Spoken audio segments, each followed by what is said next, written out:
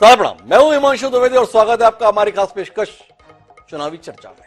चुनावी चर्चा के केंद्र में आज एक बार फिर मध्य प्रदेश में बात करते हैं। मध्य प्रदेश में चुनाव का एजेंडा शायद तय हो रहा है और वो चुनाव का एजेंडा शिवराज सरकार के विकास कार्य या उनकी विफलता को लेकर तो भाजपा और कांग्रेस अपने अपने स्तर पर कोशिश में है, लेकिन पिछले कुछ दिनों से जिस प्रकार की बातचीत देश में हो रही है और उसे मध्य प्रदेश में भी विषय बनाने की कोशिश हो रही है, उसके आधार पर दिखता है कि धर्म भी मध्य प्रदेश में चुनाव के संदर्भ में एक प्रमुख मुद्दा रहेगा। पहले पूज्य संत राम भद्राचार्य जी के द्वारा एक टिप्पणी की गई, ये धर्म और अधर्म के बीच में युद्ध, और उस पर मोहर तब लगी जब आज देश के सम्माननीय प्रधानमंत्री और भारतीय जनता पार्टी के शीर्षस्थ नेता नरेंद्र मोदी मध्य प्रदेश दौरे पर आए। बीना में उन्होंने पेट्रोकेमिकल प्लांट के संदर्भ में कार्यक्रम में हिस्सा लिया, लेकिन वहां के अपने संबोधन में उस गठबंधन को निशाने पर लिया जो भाजपा को चुनौती देने के लिए विपक्षी दलों ने बनाया है। उसे घमंडिया गठबंधन बताते हुए सनातन धर्म पर आघात करने वाला बताया। उन्होंने बताया कि यह गठबंधन सनातन धर्म को खंड खंड करने की बात करता है, सनातन धर्म पर आघात करने की बात करता है। और इस गठबंधन का नेतृत्व कौन करता है? इस गठबंधन का नेतृत्व भारतीय राष्ट्रीय कांग्रेस के द्वारा किया जाता है। कौन भारतीय राष्ट्रीय कांग्रेस? वो भारतीय राष्ट्रीय कांग्रेस जो मध्य प्रदेश में मुख्य विपक्षी दल है, वो भारतीय राष्ट्रीय कांग्रेस जो 2023 के चुनाव में एक बार फिर सत्ता में आने की कोशिश के तहत तमाम कवायद कर रही है। और सवाल इस बात का है कि कांग्रेस के प्रदेश अध्यक्ष कमलनाथ अपने तौर तरीकों से लगातार कोशिश कर रहे हैं कि उन्हें सनातन धर्मी या हिंदू धर्मी के तौर पर देखा जाए, पर जो गठबंधन बना है और उस गठबंधन के तहत पहले स्टालिन के बेटे और बाद में ए राजा के द्वारा जिस तरीके से आक्रामक बयानबाजी सनातन धर्म के खात्मे के संदर्भ में की गई है और उस पर कांग्रेस के द्वारा जिस प्रकार का रुख रखा गया है, क्या उसके चलते मध्य प्रदेश में यह चुनावी शस्त्र तो नहीं बन जाएगा? सवाल है, और यही हमारा विषय कि एमपी का चुनावी शस्त्र सनातन बनेगा ब्रह्मास्त्र। इस विषय पर हिस्सा बनने के लिए हमारे साथ तीन खास मेहमान मौजूद हैं, उनसे आपका परिचय कराएं। उससे पहले वो दो बयान देखते हैं जो हमारे इस कार्यक्रम की बुनियाद है। सुनिए दोनों बयान। शिवराज सिंह और कमलनाथ नहीं लड़ रहे हैं, ये तो नाम कहा जा रहा है। भाजपा कांग्रेस नहीं लड़ रही है, यहां दो लड़ रहे हैं, सनातन धर्म और अधर्म। और हमें देखना है कि कौन जीतता है। दुनिया के मंचों पर ये हमारा भारत विश्व मित्र के रूप में सामने आ रहा है। इन्होंने मिलकर के एक इंडी अलायंस बनाया। इस इंडी अलायंस को कुछ लोग गठबंधन गठबंधन भी कहते हैं। ये गठबंधन गठबंधन, ये इंडी अलायंस उस सनातन संस्कारों को, परंपरा को समाप्त करने का संकल्प लेकर के आए। तो कुल मिलाकर प्रधानमंत्री साफ तौर पर कह रहे हैं ये जो इंडिया अलायंस है ये सनातन धर्म, सनातन परंपरा, सनातन सभ्यता को समाप्त करने का संकल्प लेकर आया। दूसरी तरफ राम भद्राचार्य तो खुले तौर पर कह रहे हैं ये कांग्रेस भाजपा की लड़ाई नहीं है, ये अधर्म और सनातन धर्म के बीच की लड़ाई है।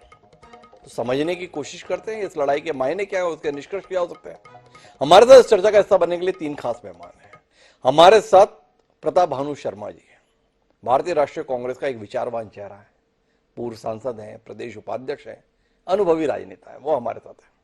हमारे साथ मोहन सिंह राठौड़ जी हैं, भारतीय जनता पार्टी की नई संभावना है। ज्योतिरादित्य सिंधिया के साथ जो लोग भाजपा का हिस्सा बने और अब भाजपा में ही समाहित होकर अपने आप को पूर्ण भाजपाई कर लिया, उनमें से मोहन सिंह राठौर एक है। और इन दोनों के बीच में तटस्थ राय देने के लिए वरिष्ठ पत्रकार इंदौर से हमारे साथ अरविंद तिवारी जी जुड़ चुके हैं। आप तीनों का स्वागत है और चर्चा की शुरुआत प्रताप भानु जी से ही करते हैं। क्या हो रहा है प्रताप भानु जी? राम भद्राचार्य जी मंच से कह रहे हैं कांग्रेस भाजपा नहीं, अधर्म और सनातन धर्म, कमलनाथ और शिवराज नहीं, और अब प्रधानमंत्री। कितना घबरा रहे हैं आप इस प्रकार के वातावरण से? जी द्विवेदी जी, घबराहट तो प्रधानमंत्री के चेहरे से नजर आ रही है। वो अब अपने मुंह से इंडिया शब्द नहीं बोल पा रहे हैं। कहीं इंडी बोलते हैं, कहीं घमंडी बोलते हैं, कहीं भारत कह देते हैं, कहीं कुछ कह देते हैं। हमेशा कहते थे नया इंडिया, न्यू इंडिया। अब इंडिया उनके गले का हार बन गई है, गठबंधन की एक गले की फांस बन गई है। और मैं ये कहना चाहूंगा कि एक सरकारी कार्यक्रम में जो का शिलान्यास कर रहे हैं, उद्घाटन नहीं है। उद्घाटन तो मनमोहन सिंह जी ने पेट्रोलियम रिफाइनरी का कर दिया था 12 साल पहले, और उस समय 50,000 करोड़ का इन्वेस्टमेंट हो चुका था। और उसी के साथ ये पेट्रोकेमिकल कॉम्प्लेक्स भी 50,000 करोड़ की लागत से प्रस्तावित था। 10 साल तक ये सरकार सोती रही, कभी याद नहीं आया नरेंद्र मोदी को या प्रदेश की सरकार को, शिवराज सिंह को, कि ये पेट्रोकेमिकल कॉम्प्लेक्स जो कि भारतवर्ष का सबसे बड़ा कॉम्प्लेक्स है, जिसमें हर तरह की चीज क्रूड ऑयल से लेकर जो एलपीजी और इसके क्रिस्टल्स हैं, पीवीसी के, एचडीपी के, ये सब उसमें बनेंगे। 10 साल तक इन्होंने इस प्रोजेक्ट में ठंडे बस्ते में बंद करके रखा। उस पर ध्यान ना जाए लोगों को, सरकारी प्रोग्राम में घमंडी बात कर रहे हैं, इनका अहंकार झलक रहा है। और मैं कहना चाहूंगा कि इंडिया शब्द इनके दिमाग पर इतना हावी हो गया है कि जो सनातन की परिभाषा है, जो हिंदू धर्म की परिभाषा है, जो हमारे स्वामी विवेकानंद जी ने धर्म संसद में दी थी शिकागो में, उनने कहा था कि सहिष्णुता और सार्वभौमिक स्वीकार्यता ही हिंदू धर्म है, सनातन धर्म है, जिसके ट्रैप में, जिसके छत्र छाया में सभी धर्म को शरण देने की गुंजाइश रहती है। और हमने वो करके बताया है। सनातन धर्म अकाट्य है, अमिट है, उसे कोई चुनौती नहीं दे सकता। हाँ, सनातन धर्म की भावना पर इंडिया गठबंधन का गठन हुआ है, जिसका फितूर नरेंद्र मोदी के सिर पर चढ़कर बोल रहा है। अरे प्रताप भानु जी, आपको माननीय नरेंद्र मोदी जी का वक्तव्य इतना गठबंधन के अंतर्गत महत्वपूर्ण भूमिका में है। जिस सनातन धर्म का यशगान करने की चेष्टा आप इस कार्यक्रम में कर रहे हैं, उसे डेंगू मलेरिया बताते हुए समाप्त कर देने का आह्वान हुआ है, जिसने इनको मौका दिया है। कुछ इस पे भी तो कहिए। ये अपने घर में जो आग लगाने का शौक चर्राया है इस गठबंधन को, इस पर प्रताप भानु जी कुछ चिंता जताइए ना। प्रधानमंत्री को मौका किसने दिया, किसने अवसर उपलब्ध कराया? अगर उदयनिधि स्टालिन ने इस प्रकार का वक्तव्य नहीं दिया होता तो प्रताप भानु जी आपको इन सवालों को सामना कहां करना पड़ता? क्या कहते हैं इस पर? देखिए, हम स्टालिन के लड़के ने और स्टालिन ने क्या कहा है उसका कोई तस्दीक नहीं कर सकते, ना उसकी कोई प्रशंसा कर सकता। किस परिप्रेक्ष्य में कहा है, किस सामाजिक समीकरण में कहा है, ये उनका मसला हो सकता है, परंतु हम उसकी भर्त्सना करते हैं। अब सवाल यह है कि उसको मध्य प्रदेश का मुद्दा कैसे बना सकते हैं? वो मुद्दा ही नहीं है। तिल का पहाड़ बनाने की कोशिश क्यों कर रही है बीजेपी? क्योंकि उनकी एंटी इनकम्बेंसी मध्य प्रदेश में इतनी है। 18 साल 19 साल में कुछ नहीं किया। योजनाएं दे रहे हैं, लालच दे रहे हैं, आशीर्वाद यात्राएं निकाल रहे हैं, करोड़ों रुपया इवेंट में खर्च कर रहे हैं। अब उन्होंने उस मुद्दे को उसे मुद्दा बनाने का प्रयास किया है हिमांशु जी, जो मध्य प्रदेश में उसका कोई स्थान ही नहीं है। क्योंकि हमारे जो कमलनाथ जी हैं वो भी परम भक्त सनातनी है, और जो दूसरे विपक्ष के लोग हैं वो भी सनातनी है। हम तो धर्म के आधार पर उनकी कोई मुद्दा बना ही नहीं रहे।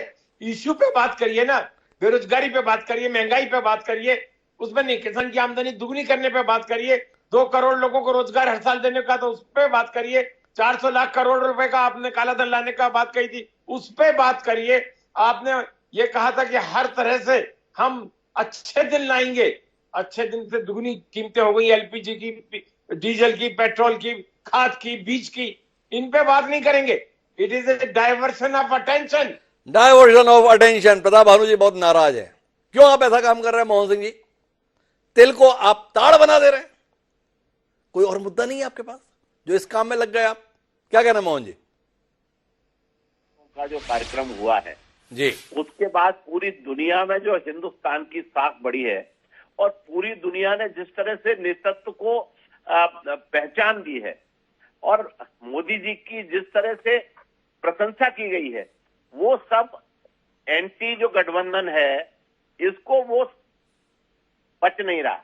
जी। और किसी भी प्रकार से वो हजम नहीं कर पा रहे, क्योंकि 23 और 24 का जो चुनाव सामने है उसमें इस वक्त हिंदुस्तान का, भारत का पूरा जनमानस इस बात के लिए तैयार है कि अगला नेतृत्व फिर माननीय मोदी जी के हाथ में दिया जाए, क्योंकि वही पूरा राष्ट्र सुरक्षित है, वही सारे लोग सुरक्षित हैं, और भारतीय जनता पार्टी की नीतियां और रीतियां ही ऐसी रीतियां हैं जिसमें किसी धर्म का कोई मतभेद नहीं, सबके लिए एक साथ जारी होती।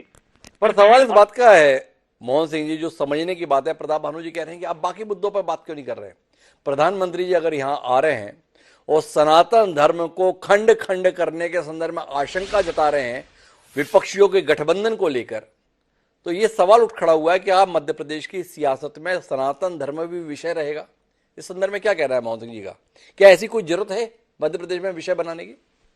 अगर हम सनातन धर्म के पालन करता हैं जी, तो मैं माननीय अपने मित्र से कहना चाहता हूं जी कि किसी और धर्म के प्रति एक शब्द बोल के इनकी पूरी कांग्रेस पार्टी का जी। कोई एक नेता दिखाए जी। और उसके बाद जनता के बीच में जाए, अपनी उस बात को सत्य घोषित करने की कोशिश करे। स्टालिन ने जो कुछ कहा वो सहन करने योग्य नहीं है, क्योंकि किसी भी धर्म के प्रति आप अगर इस स्तर तक गिर सकते हैं, आपको जनता ने चुना है, सभी धर्मों की जनता उसमें शामिल होती है, और उसके बाद किसी आप एक धर्म को आगे बढ़ाने के लिए, एक धर्म को समझाने के लिए दूसरे धर्म को आप समाप्त करने की बात करेंगे तो ये बर्दाश्त के बाहर है। माननीय प्रताप भानु शर्मा जी भी सनातन धर्म का पालन करने वाले, जैसे उन्होंने कहा जी, माननीय कमलनाथ जी भी उसी सनातन धर्म की बात करते हैं, तो क्यों नहीं खुल के बात करते? क्यों नहीं खुल के बात करते? मोहन सिंह जी का यह सवाल है, लेकिन मैं इस पर जनमानस के नजरिए को समझने की दृष्टि से अरविंद जी आपके पास आना चाहता हूं और आपसे समझना चाहता हूं कि क्या कांग्रेस ये कहकर बच निकल सकती है कि भाई ये तो स्टालिन के द्वारा कही जा रही बात है, उदयनिधि स्टालिन ने बोला है, हमारे इससे क्या संबंध। पर भाजपा विषय यूं बना रही है कि जिस गठबंधन का नेतृत्व कांग्रेस कर रही है उसका एक महत्वपूर्ण घटक इस प्रकार की बयानबाजी कर रहा है, और उस घटक के साथ सरकार में साझेदारी कांग्रेस कर रही है तमिलनाडु में। क्या भाजपा की ये कोशिश मध्य प्रदेश में चुनावी दृष्टि से कोई भूमिका निभा सकती है? क्या यह भाजपा का हथियार बन सकता है? हिमांशु जी, कांग्रेस और भाजपा दोनों को अलग रख दें तो एक सामान्य व्यक्ति की हैसियत से यदि हम बात करें तो तमिलनाडु में उदयनिधि स्टालिन ने जो कहा उसका मध्य प्रदेश से क्या वास्ता? जी, भारतीय जनता पार्टी निसंदेह पूरी कोशिश करेगी कि इस मुद्दे को मध्य प्रदेश के चुनाव में आगे लाएं,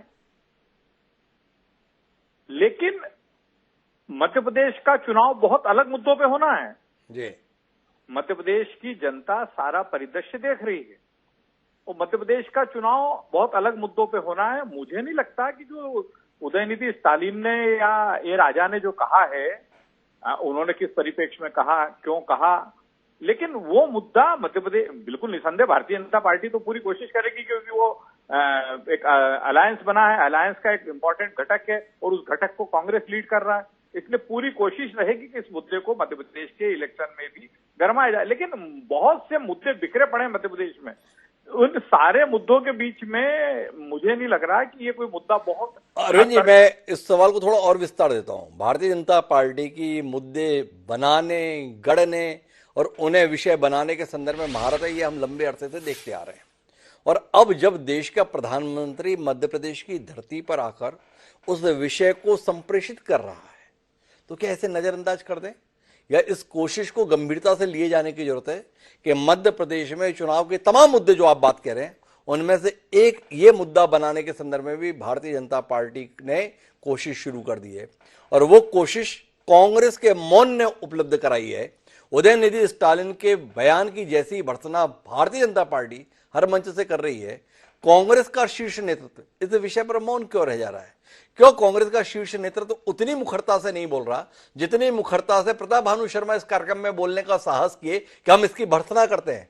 पर ऐसी भर्त्सना राहुल गांधी, ऐसी भर्त्सना मल्लिकार्जुन खड़गे या ऐसी भर्त्सना प्रियंका गांधी के द्वारा क्यों नहीं आ रही है? देखिए हिमांशु जी, मैंने पहले ही कहा कि भारतीय जनता पार्टी तो पूरी कोशिश करेगी, उसे एक मुद्दा हाथ लग गया है, बिल्कुल, तो वो तो पूरी कोशिश करेंगे कि मध्य प्रदेश के चुनाव में भी इस मुद्दे को ज्यादा से ज्यादा प्रसारित किया जाए। और आज प्रधानमंत्री के माध्यम से जो बात आगे बढ़ाई उन्होंने, वो स्पष्ट संकेत है कि मध्य प्रदेश के चुनाव में इसे भी एक मुद्दे के रूप में लोगों के सामने लाया जाएगा। वो बार बार लाया जाएगा, बार बार कहा जाएगा। अभी तो प्रधानमंत्री ने कहा है, आने वाले समय में आप देखिए कि भारतीय जनता पार्टी के जितने नेता मध्य प्रदेश में आएंगे, जो मध्य प्रदेश भारतीय जनता पार्टी के प्रमुख नेता हैं, वो सब इस मुद्दे को जहां जहां वो जाएंगे प्रमुखता से रखेंगे। अरविंद जी भी इत्तेफाक कर रहे हैं, आप भाजपा इस दिशा में कोशिश करेंगे, लेकिन अब इसे और विस्तार लेते हैं और प्रताप भानु जी आपके पास आते हैं। अब बारी है राम भद्राचार्य जी के बयान की। वो कह रहे हैं, क्या बात कर रहे हो, मध्य प्रदेश में चुनाव कोई भाजपा कांग्रेस के बीच में, मध्य प्रदेश में चुनाव कोई शिवराज सिंह चौहान और कमलनाथ के बीच में, ये चुनाव तो सनातन धर्म और अधर्म के बीच में है। तो थोड़ा रोशनी दीजिए ना, राम भद्राचार्य जी को आपने इतना क्यों नाराज कर लिया है कि आपका मतलब अधर्म हो गया है, आपकी पार्टी का मतलब अधर्म हो गया है, शिवराज सिंह चौहान और भारतीय जनता पार्टी का मतलब सनातन हो गया है। थोड़ा ऐसे ही मायने निकल रहे हैं, थोड़ा इसमें भी दृष्टि दीजिए ना प्रताप भानु जी, क्या कर दिया आप राम भद्राचार्य जी के साथ?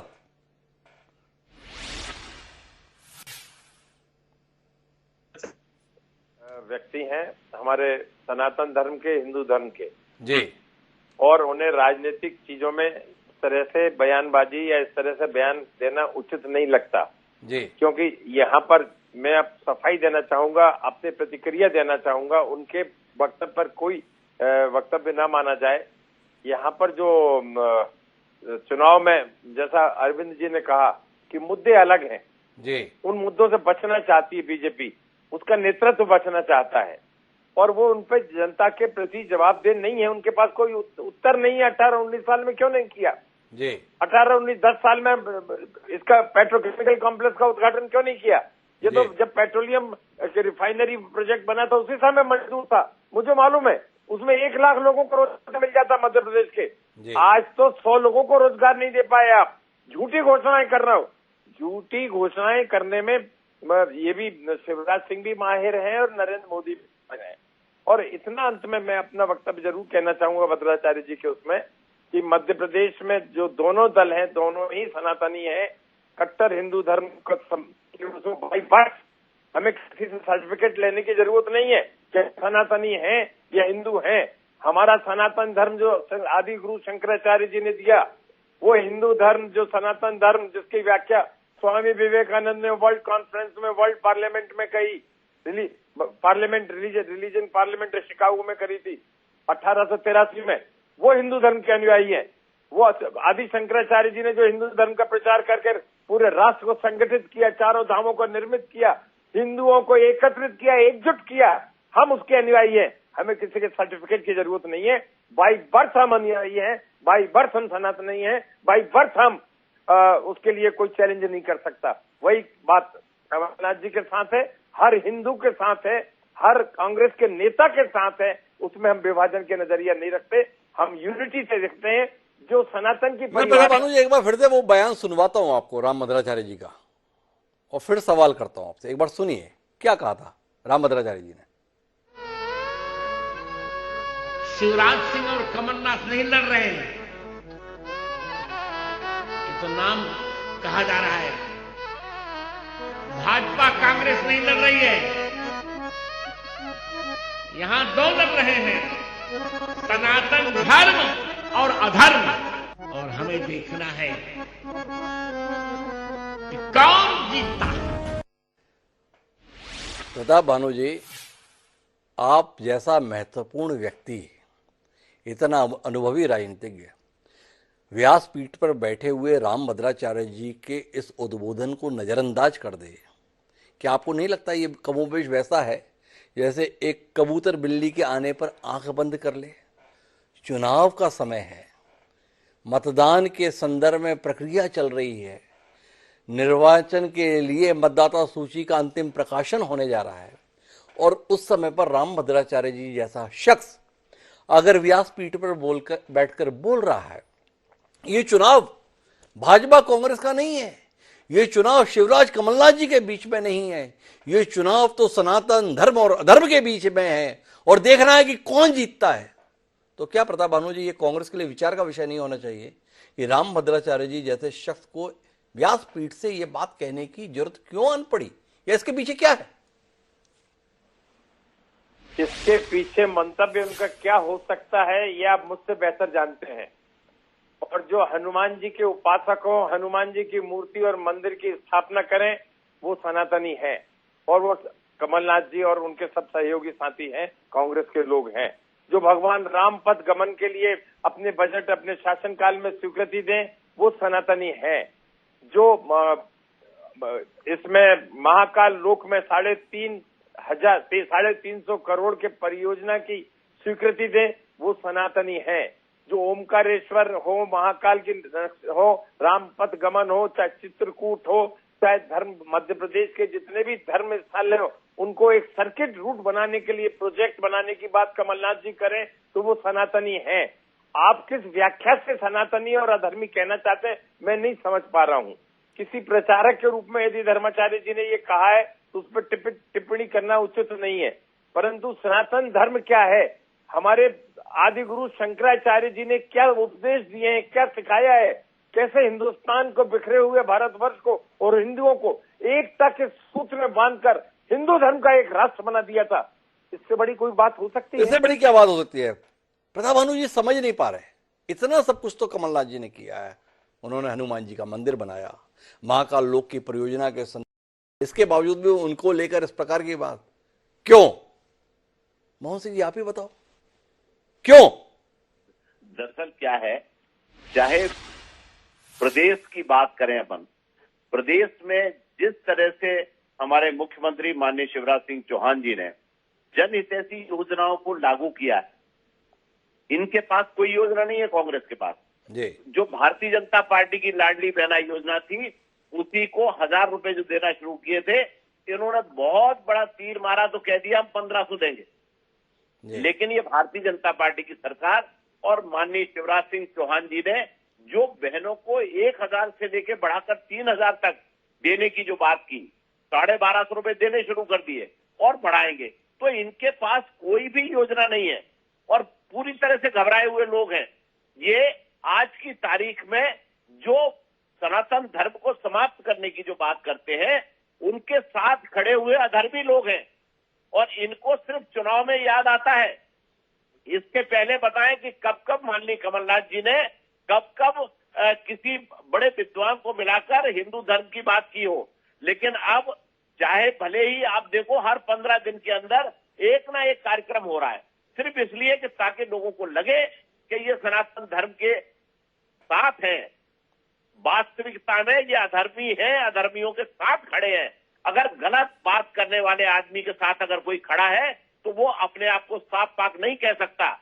इसलिए मैं आपसे कहता हूं कि या तो उनका बहिष्कार करें जो इनके गठबंधन में शामिल हैं, अन्यथा खुद इसको स्वीकार करें और सब बोलें ये हिंदुस्तान की जनता और जो सनातन धर्म के लोग हैं वो इनको जवाब देंगे, हर स्थान पर जवाब देंगे।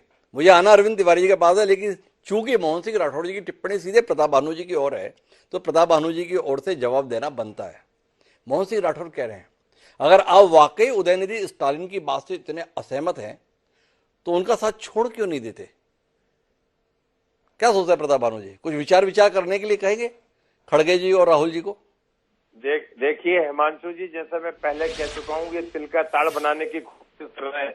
वो किसी भी व्यक्तिगत रूप से किया हुआ किसी सामाजिक कार्यक्रम में बयान को एक राष्ट्रीय परिप्रेक्ष्य में नहीं देखा जा सकता। उसे क्षेत्रीय या उनके दलीय आधार पर ही उसकी चर्चा होना चाहिए। हम मध्य प्रदेश में उसका कोई औचित्य नहीं है, कांग्रेस के फोरम पे करने का कोई औचित्य नहीं है। उसे कांग्रेस ने कभी एंडोर्स नहीं किया है और ना ही INDIA, ना भारतीय इंडिया का गठबंधन का कोई रेजोल्यूशन है, ना कोई डिबेट का विषय है। उस बात को अनावश्यक रूप से इस बात को लेकर एक विचारांतर या फूट डालने की ये कोशिश कर रहे हैं, क्योंकि ये मुद्दे हराए हुए हैं।